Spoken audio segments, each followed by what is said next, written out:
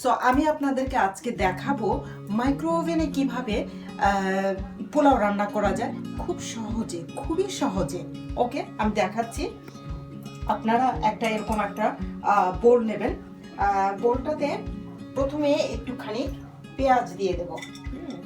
পেঁয়াজ দেব, একটু পেঁয়াজ, সানফ্লাওয়ার অয়েল একটু ঢেলে দিলাম, খুব বেশি নয় আবার খুব কমও নয়, একটুখানি। এটা আমি একটুখানি মাইক্রো ওভেনে একটু করে নেব, দেখবেন জাস্ট 2 মিনিট। আমার মনে হয় হয়ে গেছে। এই যে পোলাওটার মধ্যে এটা একটা নাইস একটা ফ্লেভার আসবে।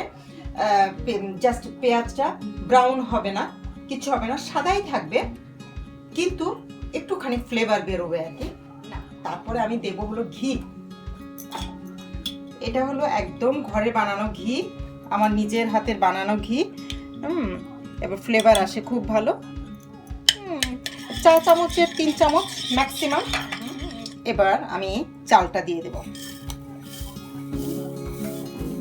দিয়ে দিলাম লবঙ্গ, ক্লোভ, সিনামন স্টিক, দারচিনি। একটুখানি ভেঙে দিলেই হয় এরকম, জাস্ট খুব বেশি দেওয়ার দরকার নেই, কারণ মাইক্রো ওভেনে যখন আপনি এটা করেন ফ্লেভারটা কিন্তু অনেক বেশি আসে নর্মাল চুলার চাইতে। এটা হচ্ছে এলাচি পাউডার, 4 চামচের এরকম সাইজ দিয়ে দিলাম এই আন্দাজের চালে।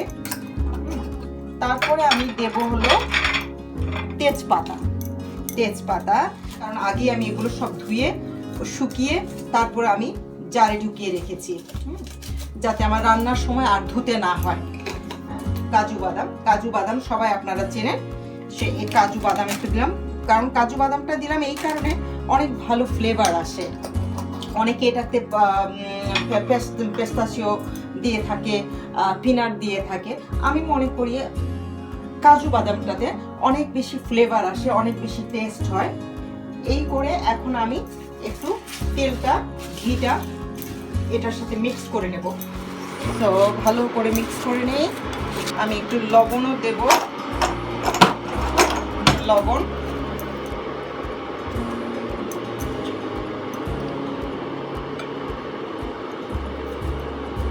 এক চামচ, আমার মনে হয় 1.5 চামচ লবণ ঠিক হয়ে যাবে।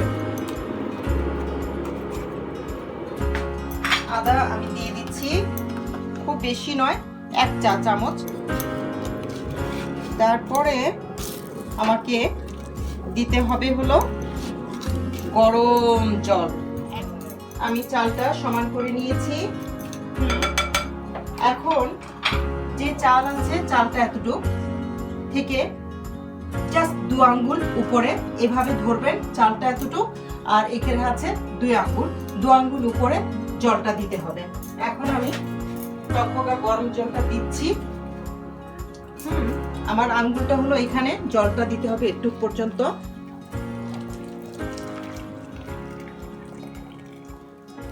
জল আমি দিয়ে দেব, দ্যাটস অল, নো মোর।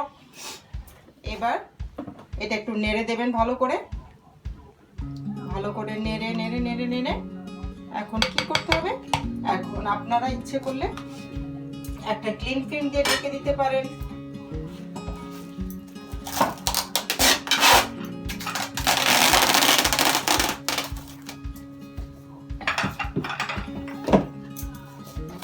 এভাবে আপনারা আটকিয়ে দেবেন। তারপরে আমি এটা ঢুকিয়ে দেব মাইক্রো ওভেনে।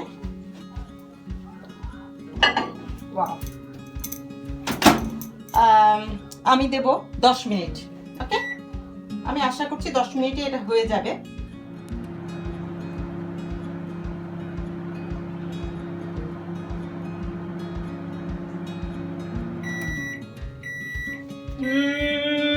শেষ হয়ে গেছে, দেখা যাক কি হয়, দেখা যাক।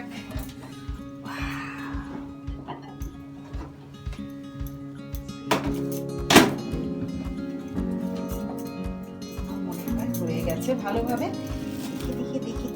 দেখি।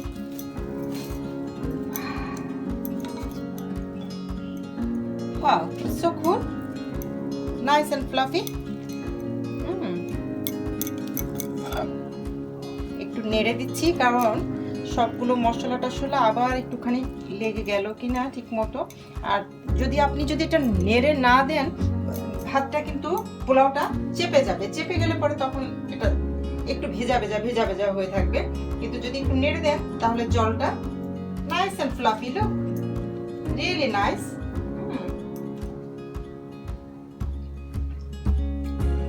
পারফেক্ট লবণ। এবার আমি দেবো হলো একটু টেস্টের জন্য চিনি দেব। আর যাদের চিনিতে একটু প্রবলেম আছে, চিনি খেতে পারছেন না, তারা একটুখানি রান্নার পরে সুইটনার একটুখানি দিয়ে নেবেন। পারফেক্ট। এখন জাস্ট নাইস ফ্লেভারের জন্য এখন আমরা করবো হলো একটু কাঁচামরিচ দিয়ে দেবো। কাঁচামরিচটা এভাবে কাটবেন, শুধু মাঝখান দিয়ে একটুখানি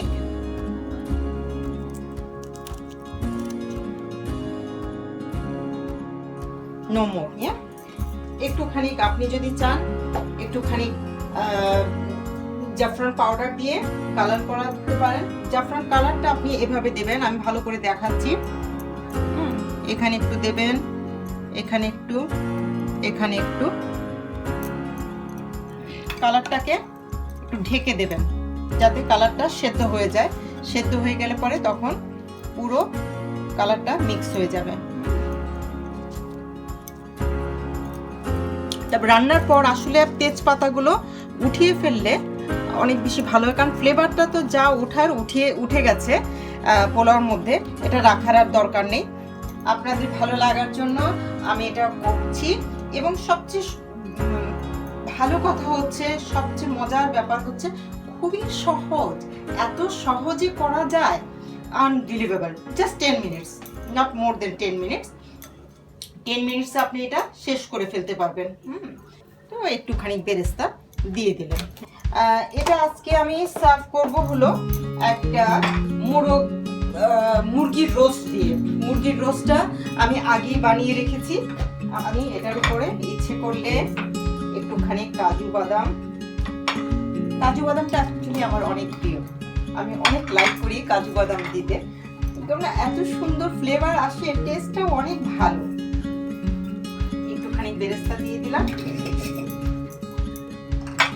সো দেখে নিন, পোলাও অ্যান্ড রোস্ট, মুরগির রোস্ট।